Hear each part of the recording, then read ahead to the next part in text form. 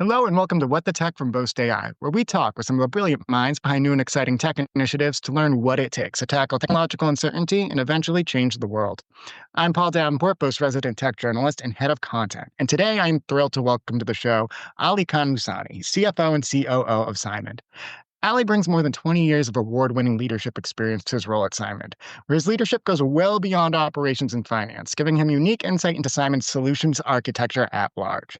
Ali is also helping steer Symend's product and engineering roadmap, ensuring all solutions align with key client priorities to ensure that maximum value is delivered. Along with his wide-ranging leadership at Symend, Ali is a force in the Alberta business and tech ecosystem, having played a critical role at multiple energy businesses and industry groups, supporting companies throughout the region. All to say, he's got his finger on the pulse of what it takes to build and finance a successful Canadian business, and an innovative mindset that's geared toward helping develop world-changing technology. All to say, I can't wait to pick his brain. So without further ado, welcome to the show, Ali.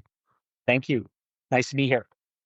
I'm so pumped you can join me. So to kick things off, I would love for you to tell our audience about yourself. How did you get into the space? What's been your innovation journey? And what sparked your, I want to say, entrepreneurial spirit? I know that you're in the CFO and COO title right now, but you definitely embody somebody who loves reaching outside of their comfort zone and building something. So hit me with it. The entrepreneurial journey goes back quite some time. I actually moved to Alberta in the late 80s, early 90s with my family because my dad bought a business. And I was involved in that since I was a kid to the point where, you're working customer facing retail. And that is my first introduction into the entrepreneurial sort of window. And I really liked it. It's a very interesting perspective when you get to sit on the other side of the counter and try and solve somebody's problem. And I think you still take that into, every interaction and every experience that I have today. I went to U of C. I articled at an accounting firm here in town, and then took a controller position at a drilling company, which was one of my clients. But I would say that overall, even as I was going through school, the thing about accounting that kind of struck me was that, from an entrepreneurial perspective, everything goes through the bank account, right? So you ultimately can figure out what's going on with a company through the inflows and outflows. And if you have control over that, you have control over a lot of things. So that's basically the ability to control your destiny is through the cash. And so I always kind of took that and dovetailed with that with sort of a keen interest in the business. And then I spent my first 15 years, I would say, in oil and gas, and then, progressively senior positions, all the way up to and including like CFO of a few different companies. And then late 2014, early 2015, as we all know, Alberta went through a downturn, pretty severe one in oil and gas. And I kind of took that as the opportunity to kind of reinvent myself a little bit. I went into an accounting firm as a partner and decided to do contract CFO work. And that was more to expose myself to other opportunities outside of energy services, which is where I had been. So all I had done for those 15 years was drilling services, energy services, et cetera. So I had extensive knowledge of that, but really hadn't gone too far outside of that. And that's where I ended up being the contract CFO for Symend, as well as a couple of others. And the contract CFO thing was actually the window that got me into the full-time role ultimately, and off it went from there. I love to hear it. So a few things that you said I kind of want to pull back on too. So first off, that your parents were a little bit of the inspiration too. And that's where you kind of got and inherited that entrepreneurial mindset. That has been the running theme of all the guests I've had on the show since we've restarted our new season this year. Thinking back to I was talking to my friend Tony. He works over in the CVC space. I can't name his business right now, but he had the same thing. His parents brought him in. He said, yeah, I'm a numbers guy. He went to school for accounting. I think he's a CPA right now. He's helping companies with their finance strategy, but he liked the actual problem solving of it all. And he had a very similar ethos to, like you said, behind the counter, actually helping people in real time solve solutions and like being an actual asset and resource for them. So that is really cool. And I love to hear that the folks in our network all kind of embody that. Nitty gritty of it all. I've said it a million times on this podcast. I was a bartender, and when I was in school, I've been working since I was 14. I love talking to people. So that's a lot of what I bring with me to my career here. So you get those skill sets early on and you take them with you throughout. And that is awesome to hear. The other thing about the perspective that you get when you're in accounting and looking at those accounts and looking at the numbers and looking at the data really to understand the success of the business. And again, taking the destiny of the business into your own hands when you can really understand what these numbers mean and how these numbers are communicated. Now, that leads me to my next question, which is a little bit more about Symend. So we know that you joined them starting off as a little bit of a consultant, if that's the way you would characterize it. Or if Yes. you want to clarify that even too, we can modify Yeah. that. Tell me a little bit about what's going on at Symend, what projects you've been involved in, and just what your journey has been to date, because I know you have a wide mandate now and probably didn't Well, start this wide. it started more traditional CFO. So it was, financial planning and analysis. The FP&A function would have rolled up under me, the typical accounting function with a controller, which was, close the books every month, report the results. So you would have the forward-looking piece, which was forecasting, the backwards-looking piece, which was reporting, the audit, tax, compliance, treasury, banking, insurance. I also had legal roll up under me and IT, call it corporate IT, which is kind of really kind of the standard umbrella and not too much different there from anything I had done in the past. And then from there, it widened out to corporate security, which is our ISO compliance, our SOC 2, and then HR. So I picked up HR as well. That was a little bit later. And then I picked up delivery, which was effectively all of our customer facing outcomes. And so that involved, everything from solutions architecture to data and analytics. So in Symend's case, reporting on our results, to the client, like what did the numbers entail? So you can see there's some rhyme and reason to that. Thematically, it fits in with a numerical and process-driven bent, so you could probably get that. And then also the head of behavioral science rolls up to me, which is a little bit harder to figure out, but that's still an interesting thing for me to talk to her every week and kind of get her take on the business. And so that always is a fascinating conversation in terms of how she looks at the problems and how we're trying to put them in a customer-facing lens. So that's kind of all of the solution that we have and how we deliver that solution and how we put it in front of the customer. That's kind of the newer part of my responsibility. And then from there, I picked up the product and engineering piece.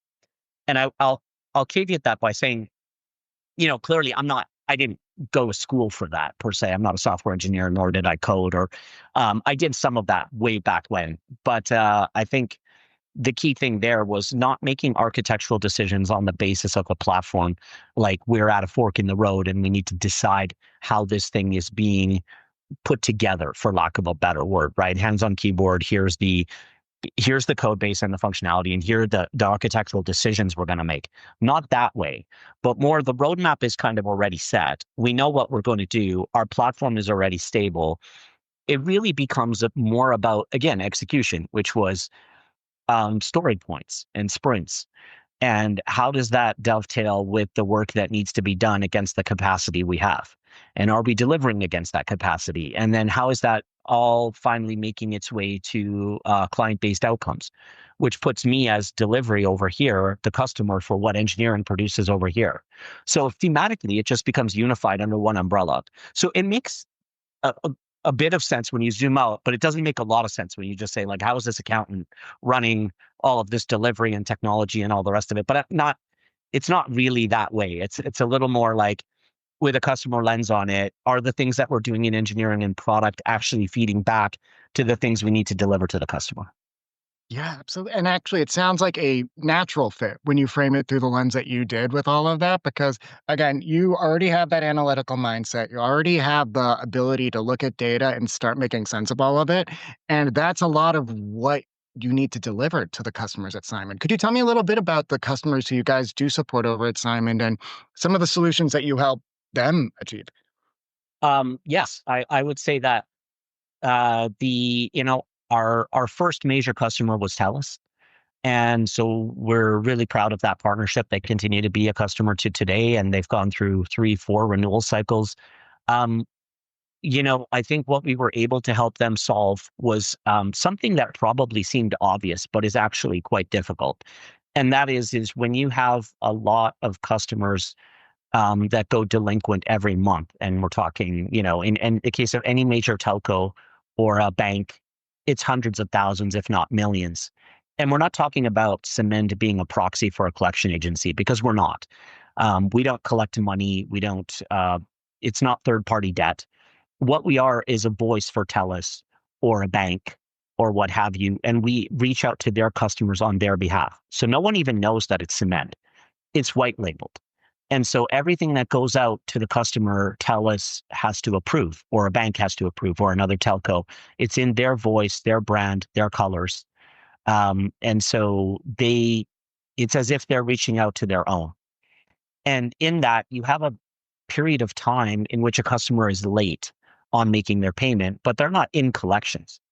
So if that's, day 31, the bill was due and it didn't get paid, what happens between the 31st day and the 90th day where it goes to a collection agency? That's the area that we focus on. And we try to engage with the customer, um, our client's customer, I should say. So TELUS's ultimate customer, to get them to at least tell us what's wrong. So, and that's being done via our behavioral scientists and the journeys that they create. So it's about getting the right message to the right person at the right time using the right channel.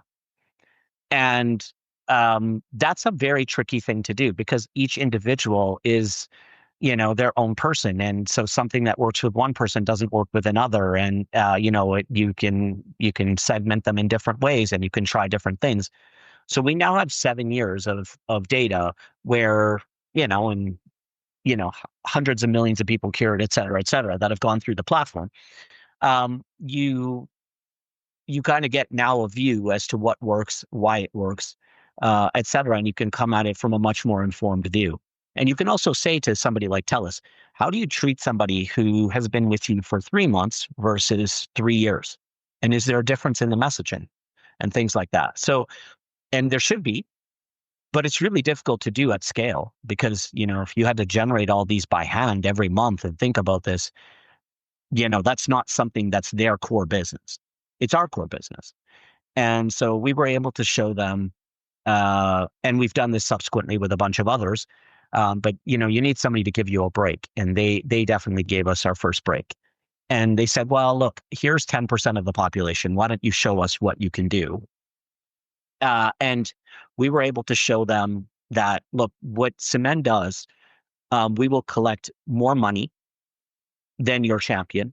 We will collect it sooner and we'll reduce your operating expenses because people won't call in as much, right? It's because they can self-serve. They click a link, they say, I paid, or I can pay a little bit, or I need a payment plan, or have somebody call me. So you don't have to deal with this inbound calling, which actually reduces costs. And then the fourth piece of value was the experience is better. So people don't churn. And so they don't get fed up and then just pay the bill and leave. Or don't pay the bill and just leave.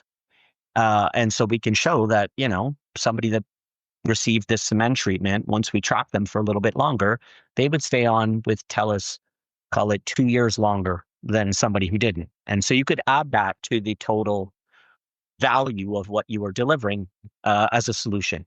And so then it became quite compelling. And then obviously from there, they acted as a referral to some of our other telco clients. And then from there, we went into the banks. And from there, we've now branched out into utilities and that kind of thing. That is that is fantastic. There are a few things. First off, I want to drill into that 2 years longer. Like, think of that at scale. That is a huge material impact to the business that can't be ignored. And again, it's a no-brainer once you get that break that TELUS gave you too, that, yeah, that is a number that you want to waive. And that is a number that you absolutely want to reclaim too. And then another point that you made earlier was about core business too, and about how, yes, you have your solutions, but your solutions, in Telus' case, they're a telco. Like they need to actually make the communications happen. They need to make sure that all the things that they are known for, not the actual understanding why the collections have gone delinquent or understanding why payment has gone off. That's not their core business. That's why they would come to a Symend. And again, it's not about the name brand of Symend now coming on as like, hey, we're going to get into the behavioral science of everybody, and then they're going to know that you're working with a third party. It's more you're enhancing their business without getting the key stakeholders of that business distracted from what they're there to do. It's an ethos we share here at Boast. I'm going to talk about us for a little bit, but I just saw so many similarities with all of that because that's our goal as well. We want businesses to be focusing on what they are born out of. We want entrepreneurs to be focused on actually building those businesses, getting the strategic partnerships in place, working on those products. We want developers and engineers to be driving the R&D, focused on innovation. None of those people are inherently tax experts or tax policy nerds. We are. So come work with us so that we can take that off of your shoulders, get you the funding that you need to help do more, but don't get distracted or bogged down by the process and then get a bad taste in your mouth about the process and then ignore the process because you don't think it's worth the effort. Over time, that's going to end up hurting your bottom line. So now that I've already brought it to Boast a little bit, I want to go back to your FP&A kind of experience and just everything you have both at Simon and then at Symend and then at any other business you worked on. Obviously, Boast, we're in the business of R&D tax credits. We work with Symend on getting your shred funding and any other kind of non-dilutive avenue that we could love to help you out with. Love to hear, how have you tapped into government funding and non-dilutive funding and things like shred and R&D tax credits to date? And what's been your experience with actually claiming them with Boast or otherwise? I mean, I will say um, we've done a few different things. We have obviously a fairly extensive shred program that we've just done exclusively with Boast since day one, which was first filing probably would have been back in 2017. And so it's been quite the journey with Boast since then. And we still have Kyla working with us, who's been there since the very beginning. And she's moved up, but she still oversees the account. So she still comes in, drops in, and um, you know, we get that kind of high touch experience. But to your point, I mean, we're not experts in shred. And we don't have the capacity to do it, right? And we're talking about a very large claim from our perspective. And so there are a couple of things that you think about when you're doing that. One is resource allocation, so time spent. Who's going to be able to do that in a way in which you make sure that you're able to fully capture the value that you're owed by virtue of the spend. So if you're not a subject matter expert in it, how are you going to make sure you're preparing the claim properly and that it is that you have the completeness on that claim and you're not leaving anything on the table? How are you going to know that? So that's one piece of it. I would say the second piece of it is when you're putting in a claim like that, you have to know that there's the potential that it could be audited. And what are you going to do if you get the letter that says we'd like to come in and take a peek at what is making up this number? How are you going to be able to defend that number? And do you have a strategy? And how comfortable are you with the way that it's been filed, especially if you are not in that space? So what's the risk on the claim ultimately? And so I think you have to think about it from those two aspects. And from my perspective, I would say that in the case of Boast, we've actually gone through two government audits, so two CRA audits, where they've come in and beat out the claim. And the thing is you really have to be prepared for something like that. So we put together a strategy and a plan. We sit down, we go through where the potential soft spots are in the claim. We make sure we prepare our response accordingly, that we know where they could go, but and then we get Boast to pressure test it with other audits that they've been through. So I think all of that is the fully formed view on why you would use a provider such as Boast to help you with that. We also do IRAP. We also do the government's internship program. So we have like 17 interns and we get part funding against their salaries. And that's been a huge win for Symend. I mean, when you get these, you know, students and our young developers in, and we've got them across the business. And then we do an intern showcase at the end of the summer, and everybody brings back on a deck that they present to the whole company what they worked on over the summer and um, who their mentors were, and then the fun and memorable experiences they had with the rest of the intern group. So it's really good. It's been great. Like, that's just beyond even being rewarding. That just good, like, kind of like, I don't want to say chest thumping, but it gets everybody excited about the work Yeah. that you're doing. Again, when you can show it off and you can all kind of cheerlead each other and you can root each other on.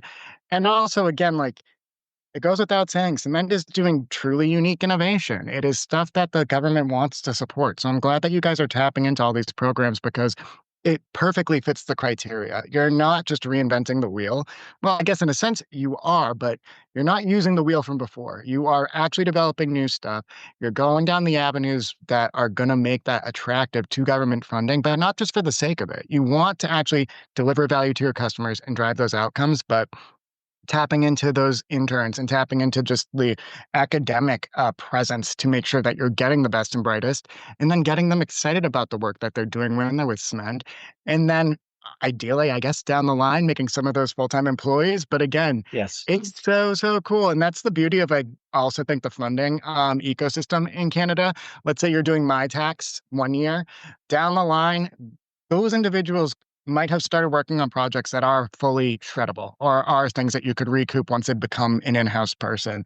And that is fantastic. And then calling back to some of the wonderful things that you said about Boast, just want to emphasize again, shout out to Kyla. She is our girl up in Calgary. I am such a huge fan of her.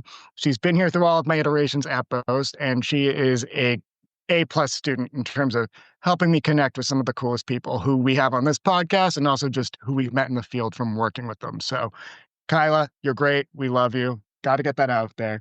But even just talking about the shred and talking about the process of applying for tax credits, you need the efficiency, but you also need that comprehensiveness that really no one person can tackle. Like, yes, you need the finance mindset, but then you need those people who can actually tell you about the R&D in technical terms that will appease the CRA, but also not make them go cross-eyed because they can't follow what's happening here. So really want to emphasize that, yes, we have the cool tech here at Boast. We seamlessly integrate with the systems that are tracking a lot of the R&D progress and making sure that we're not missing any receipts, so to speak, in terms of documentation.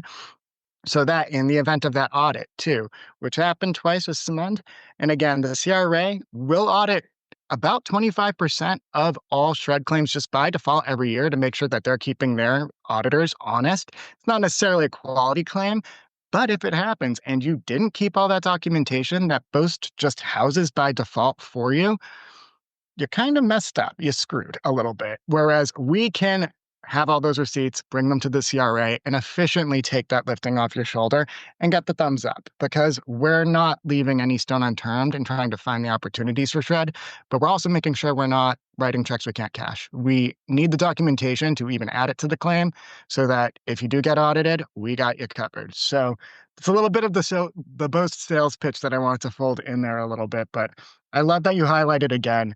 It's the comprehensiveness, it's the efficiency, it's the protection, but it's also the people at the end of the day, too. You're still working with Kyla, and she's been here the whole time. We still have the people with decades of combined expertise really leading the charge and making sure that folks can get the full refund they deserve or any other kind of non-dilutive funding that we can help you claim. Again, we're not just shred, that's just where we've really taken off. And I love to hear those wonderful words about my team because I'm proud of them every day. Now, I'd love to know, again, kind of $1 million question. What's next? What is going on? What can we look forward to for Symend in the future? What are some projects maybe on the roadmap or maybe some cool R&D you could give us an eye towards? Or what are we excited about now that we should mark our calendars for? I would say a couple of things. I think the next year and a half or so should be a pretty interesting time. We've got a lot of new clients in the pipe, and that are now working their way towards go lives and launch and pilots and things like that. So things are pretty busy internally right now, just trying to onboard. But we've also got a new product that we're launching in the markets, Symend Prevent, which is actually aimed at an insurance product that effectively will aim to reduce or eliminate that delinquency at the source, and so people can opt into this and pay a monthly fee similar to what they do for device protection. But in the event that you have a job loss or an unforeseen illness or something like that, you would literally just make the claim against this, and it would cover your bill for 6 months. And so it's just getting off the ground, and so sort of in pilot phase. But stay tuned. I think you're gonna see that there's a lot of interest in it in the market, and so I think you're gonna start to see it roll out a little bit more broadly over the coming 12 months. That is fantastic. So again, Cement Protect, and it's going to prevent that kind of. It's going to prevent the source of the problem that everybody comes to you for from even happening. And I love to hear that. That is fantastic stuff. Well, Allie, before I do the formal outro, this has been great. Is there anything else that you want to shout out before I give a thank you and sign off? No, I think it's been great chatting with you, and I appreciate the opportunity. Thanks for having Uh, me. I can't thank you enough for coming on here. Again, our team knows you. They've only spoken wonderful things about you. I'm good friends with Anastasia, who's unfortunately no longer with Boast, but we have stayed in touch, and she's also sung your praises too. So, again, big fan of everything you do over here on the Boast side, and I can't thank you enough for joining us on the show. It's been Yeah, a pleasure to meet you, and I hope we can connect in person too sometime soon. I got Calgary on my roadmap to go say hi to Kyla actually in a few months. So let me know we'll when see you're what can here. happen. Love it. I can't thank you enough for jumping on. No, appreciate it. Thanks again. You got it. All right. All Talk right, soon. take care.